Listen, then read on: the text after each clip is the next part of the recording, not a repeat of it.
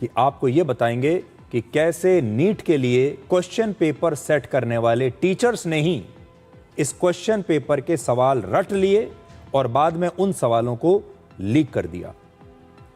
NEET की परीक्षा का जो क्वेश्चन पेपर लीक हुआ था, उसके पीछे एक बड़ी प्लानिंग थी और उसके पीछे एक बिजनेस मॉडल था। सीबीआई ने 77 दिन तक इस मामले की जांच की कि यह नीट का क्वेश्चन पेपर लीक कैसे हुआ, और 77 दिन की जांच के बाद सीबीआई ने अदालत में अपनी चार्जशीट 28 जुलाई को दाखिल की। अब वो चार्जशीट में क्या लिखा है, अब हमें पता चला है। अब इस चार्जशीट की जानकारी हम तक आई है। इस चार्जशीट में सीबीआई ने विस्तार से बताया है कि नीट की परीक्षा का यह क्वेश्चन पेपर लीक कैसे हुआ। तो आज की सबसे बड़ी खबर आपके लिए यह है कि सिर्फ 3 टीचर्स की वजह से नीट परीक्षा का यह क्वेश्चन पेपर लीक हुआ, और इन 3 टीचर्स ने देश के 22 लाख छात्रों के भविष्य से एक बहुत बड़ा खिलवाड़ किया। ये 3 टीचर्स आपकी स्क्रीन पर हैं। जिस क्वेश्चन पेपर लीक को लेकर जंतर मंतर पर 36 दिनों तक आंदोलन चला, शिक्षा मंत्री को इस्तीफा देना पड़ा, उसकी सबसे बड़ी कहानी आज आप हमसे ध्यान से सुनिएगा। उस कहानी को आज हम डिकोड कर रहे हैं।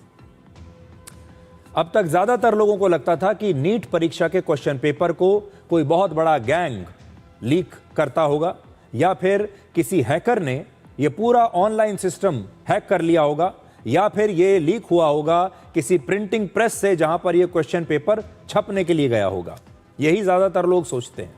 लेकिन सीबीआई की चार्जशीट के मुताबिक नेशनल टेस्टिंग एजेंसी यानी एनटीए के जिन सब्जेक्ट एक्सपर्ट्स पर क्वेश्चन पेपर सेट करने की और उसे सुरक्षित रखने की, उसे एक सीक्रेट रखने की जिम्मेदारी थी, वही जो लोग थे उन्होंने ही गद्दारी की। ये एक्सपर्ट्स क्वेश्चन पेपर सेट करते समय उन सवालों को याद कर लेते थे, रट लेते थे, और बाद में जो रटे हुए सवाल थे उन्हें बाद में पेपर पर लिख लेते थे। यानी इस बार पेपर लीक किसी पेन ड्राइव से नहीं हुआ, किसी मोबाइल फोन से नहीं हुआ, किसी हैकिंग से नहीं हुआ, किसी प्रिंटिंग प्रेस से नहीं हुआ। यह हुआ है ह्यूमन मेमोरी की मदद से, इंसान की ये जो याददाश्त है इसकी वजह से। टीचर्स आपके भी अक्सर ये कहते थे, छात्रों को अक्सर टीचर्स बताते हैं कि अपनी याददाश्त को बढ़ाओ, जो पढ़ते हो उसे याद रखो। और हमारे देश में भी बहुत सारे जो छात्र हैं वो रट्टा मारते हैं, और यही तो है, आप जब किताब में कुछ पढ़ते हैं आपको याद रहता है, तभी आप परीक्षा में लिखते हैं। लेकिन इन टीचर्स ने अपनी ही मेमोरी का, अपनी याददाश्त का ही इस्तेमाल पढ़ाने के लिए नहीं, बल्कि नीट परीक्षा का पेपर लीक करने के लिए किया।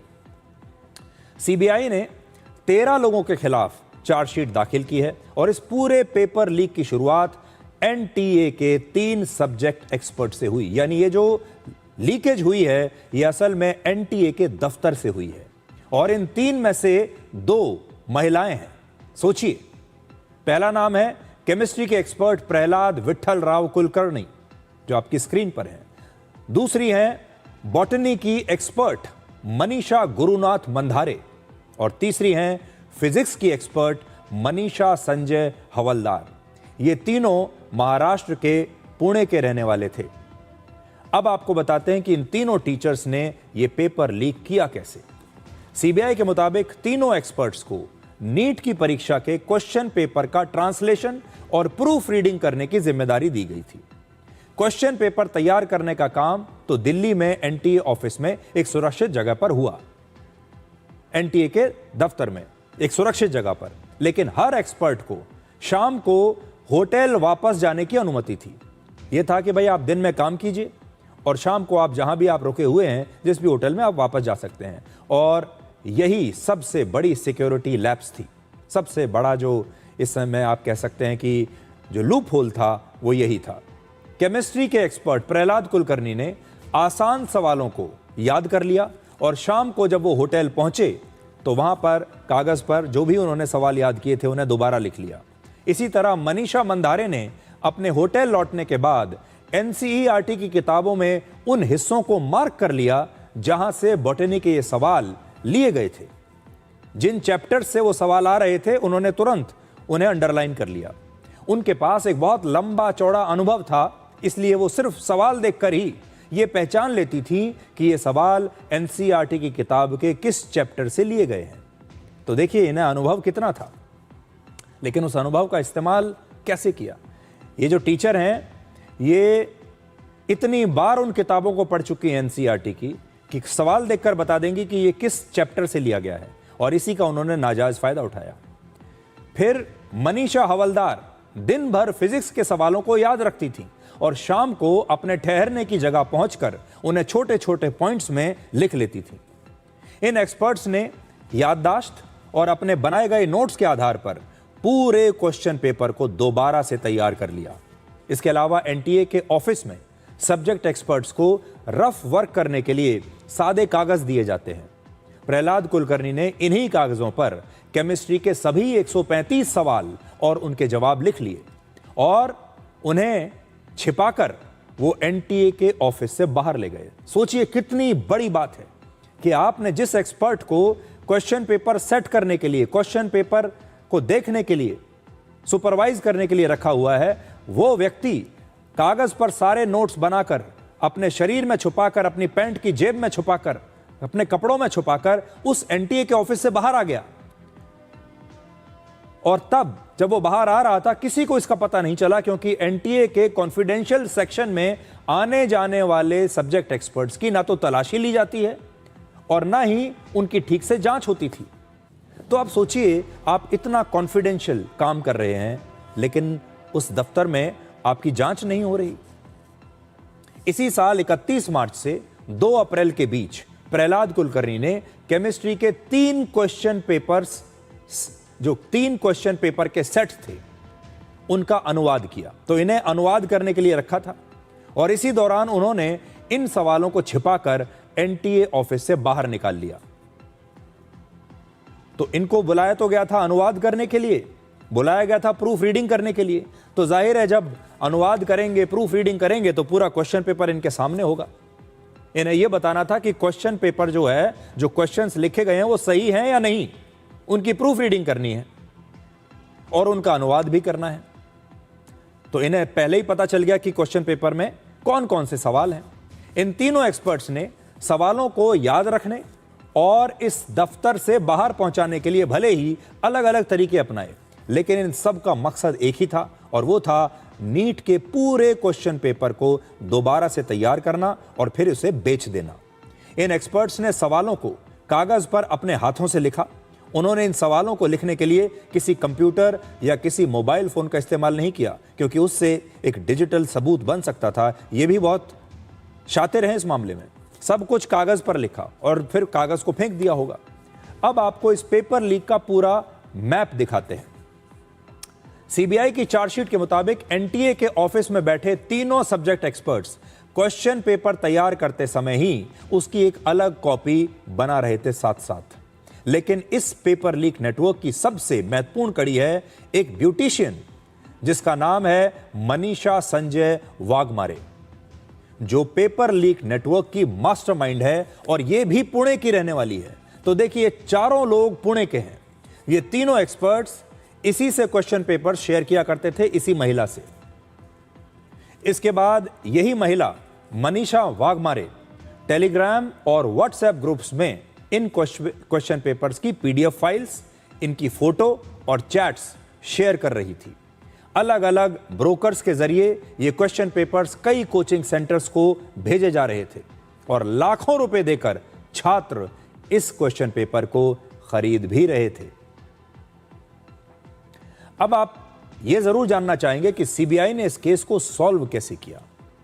इन्वेस्टिगेशन के दौरान सबसे बड़े सबूतों में से एक मिला महाराष्ट्र के पुणे में रहने वाले केमिस्ट्री एक्सपर्ट प्रहलाद कुलकर्णी की हाउसिंग सोसाइटी का एंट्री ऐप। आप जानते हैं आजकल जो हाउसिंग सोसाइटीज़ हैं उनमें एक एंट्री के लिए एक अलग से ऐप बना हुआ है। अगर आप हाउसिंग सोसाइटी में रहते हैं तो आपके फ़ोन में भी एक ऐप होगा। उस ऐप में अगर आपका कोई भी गेस्ट आता है तो उसकी ऐप में सोसाइटी में आने वाले हर विजिटर की जो एंट्री होती है, उसका एग्जिट का रिकॉर्ड होता है और उसके बायोमेट्रिक रिकॉर्ड्स भी इसी ऐप में दर्ज होते हैं। मतलब आपके घर में कोई भी मेहमान आएगा, उसकी एंट्री, उसकी एग्जिट और उसकी सारी डिटेल्स इस ऐप में आ जाती हैं। सीबीआई को इसी ऐप से उन छात्रों और उनके माता पिता की एंट्रीज मिली जो नीट परीक्षा से पहले प्रहलाद कुलकर्णी से स्पेशल कोचिंग लेने पहुंचे थे। तो प्रहलाद कुलकर्णी साहब ये कहते होंगे कि भाई मैं कोचिंग देता हूं और कोचिंग के साथ साथ मैं बच्चों को क्वेश्चन पेपर भी बेच दूंगा, तो ये अलग से इंसेंटिव हो गया। इसके बाद सीबीआई ने इन रिकॉर्ड्स को मैच किया। इन रिकॉर्ड्स को छात्रों और उनके माता पिता के मोबाइल फोन के कॉल डेटा रिकॉर्ड्स और लोकेशन डेटा से मैच किया गया। इन डिजिटल सबूतों से इस बात की पुष्टि हो गई कि परीक्षा से पहले ये छात्र और इनके माता पिता प्रहलाद कुलकर्णी के संपर्क में थे, फोन पर भी और मिलने भी गए थे। सीबीआई के मुताबिक इस पेपर लीक में एनटीए की सुरक्षा व्यवस्था की खामियों का भी पूरा फायदा उठाया गया। दिल्ली में एनटीए के ऑफिस में सीसीटीवी कैमरे तो लगे थे, लेकिन उन कैमरों की लाइव फीड को लगातार कोई मॉनिटर नहीं कर रहा था। अब आप सोचिए, आपने अपने पूरे दफ्तर में सीसीटीवी कैमरे तो लगा रखे हैं, लेकिन जब उन्हें कोई मॉनिटर ही नहीं करता तो फिर उसका फायदा क्या है। इसलिए पेपर सेट करते समय एक्सपर्ट्स क्या कर रहे थे, कैसे इन सवालों को चुरा रहे थे, कैसे उनकी एक कॉपी बना रहे थे, कागज पर नोट बना रहे थे, इस पर किसी की नजर नहीं थी। सीबीआई के मुताबिक एनटीए के पास सिर्फ 20 से 25 दिनों की सीसीटीवी रिकॉर्डिंग सुरक्षित रहती थी। नीट पेपर तैयार करने का काम 7 अप्रैल तक पूरा हो चुका था, जबकि सीबीआई ने लगभग 35 दिनों के बाद 12 मई को यह मामला दर्ज किया और उसके बाद अपनी जांच शुरू की। और इस वजह से जांच शुरू होने तक इन एक्सपर्ट्स की सीसीटीवी फुटेज अपने आप ही डिलीट हो चुकी थी और सीबीआई को कोई वीडियो रिकॉर्डिंग नहीं मिल पाई। अगर वीडियो रिकॉर्डिंग उसी दिन मिल जाती, पहले दिन ही, तो शुरू में ही पता चल जाता कि इन्होंने क्या किया था। तो आप देख सकते हैं, इस बार 20 लाख छात्र नीट के री एग्जाम में शामिल हुए हैं। 20 लाख, जिसमें से लगभग 11 लाख छात्र यानी लगभग 56% जो हैं छात्र पास हो गए। लेकिन अपने बच्चों को इस कंपटीशन से बचाने के लिए और डॉक्टर बनाने के लिए जेन जी के पेरेंट्स ने एक शॉर्टकट फॉर्मूला अपनाया और 10 से 12 लाख रुपए में क्वेश्चन पेपर्स खरीद लिए। सोचिए, ये हमारे देश के माता पिता ही अपने बच्चों के अच्छे भविष्य के लिए गलत रास्ता चुनते हैं और उसकी वजह से कितने काबिल और होनहार छात्रों को मौका नहीं मिल पाता। आज हमारे समाज में शिक्षकों को माता पिता से भी ज्यादा सम्मान दिया जाता है। माता पिता भगवान की तरह माने जाते हैं, शिक्षक को भी भगवान की तरह ही माना जाता है। लेकिन इन 3 शिक्षकों ने जिस तरह से पेपर लीक किया, अगर अदालत में यह आरोप सिद्ध हो गए तो उन्हें उम्र कैद की सजा अब हो सकती है। तो आप देखिए, यहां पर अगर आप देखेंगे तो समस्याएं एक नहीं बहुत सारी हैं। पहली समस्या तो यह है कि शिक्षक ही बेईमान है। दूसरी समस्या यह है कि हमारे देश में ऐसे बच्चों और बच्चों के माता पिता की कमी नहीं जो कि अपने बच्चों को मेहनत के दम पर नहीं बल्कि क्वेश्चन पेपर खरीद कर इस एग्जाम में पास करवाना चाहते हैं। तो समाज की स्थिति भी आप देख लीजिए, क्योंकि जो खरीदने वाले हैं वो भी इसी देश के, इसी समाज के लोग हैं। जो खरीदने वाले हैं, जो बेईमानी करके पास होने वाले हैं, वो भी इसी जेन जी के बच्चे हैं और उनके माता पिता इसी जेन जी के बच्चों के माता पिता हैं जो पैसा खर्च करके अपने बच्चों को ये क्वेश्चन पेपर दे रहे हैं। तीसरी समस्या, हमने एनटीए तो बना दिया, सीसीटीवी भी लगा दिया, सारी चीजें कर ली और ये भी कह दिया कि हम बहुत सीक्रेसी के साथ काम करते हैं, सब कुछ कॉन्फिडेंशियल है, लेकिन हमारा सिस्टम इन्हें पकड़ने में बिल्कुल नाकाम रहा। सीसीटीवी लगाने से क्या होगा जब उसकी कोई मॉनिटरिंग नहीं करेगा। तो कुल मिलाकर बहुत सारी समस्याएं हैं। और नीट में जो बच्चे पास होते हैं, पास होना इतना मुश्किल है। जैसे जैसे कोई क्वेश्चन पेपर या कोई परीक्षा मुश्किल होती चली जाती है, वैसे वैसे उसके क्वेश्चन पेपर की कीमत बढ़ती चली जाती है और इसीलिए ये कीमत लाखों रुपए में चली जाती है। और फिर सब कुछ अगर आप मिलाकर देखें तो ये है कि हमारे देश में शिक्षा अब एक व्यवसाय बन चुका है। शिक्षा एक बिजनेस है और बिजनेस क्या कहता है? Business is all about money. आप कोई भी व्यवसाय करते हैं, कोई भी बिजनेस करते हैं तो उसमें सबसे बड़ी बात यह होती है कि आप पैसा कितना कमाते हैं। पैसा इन्वेस्ट करते हैं और उसके जरिए पैसा कमाते हैं। तो इसमें अगर आप देखेंगे तो ये जो शिक्षक हैं ये क्वेश्चन पेपर बेचने का बिजनेस कर रहे थे और इनके ग्राहक कौन हैं? बच्चों के माता पिता, जो एक प्रोडक्ट पैसा खर्च करके खरीद रहे थे। उस प्रोडक्ट को वो अपनी जो पैसा लगा रहे हैं वो उनकी एक इन्वेस्टमेंट है। वो जानते हैं कि ये हमने इतना पैसा इन्वेस्ट अगर किया तो हमारा बच्चा डॉक्टर बन जाएगा। डॉक्टर बनने के बाद जो पैसा हमने इन्वेस्ट किया है ये हम वसूल लेंगे। वसूलेंगे कैसे? जब वही बच्चा डॉक्टर बनेगा तो वो वहां बैठकर भी कोई ना कोई बेईमानी करेगा, क्योंकि उसे अपने क्वेश्चन पेपर का पैसा वसूलना है। आपको याद होगा जो लोग रिश्वत देकर नौकरी करने के लिए जाते हैं उनके दिमाग में सबसे पहली बात ये होती है कि जितना पैसा मैंने रिश्वत में दिया है सबसे पहले मैं अपनी नौकरी में उस पैसे को रिकवर करूंगा।